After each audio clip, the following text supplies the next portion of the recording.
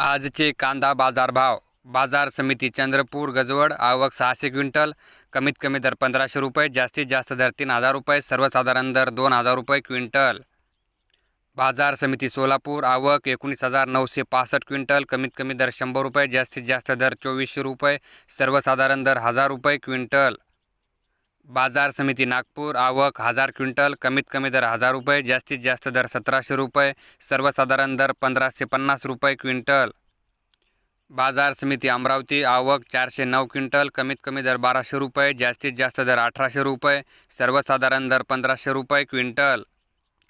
बाजार समिती सांगली. आवक 4263 क्विंटल. कमीत कमी दर 500 रुपये, जास्तीत जास्त दर 1800 रुपये, सर्वसाधारण दर 1150 रुपये क्विंटल.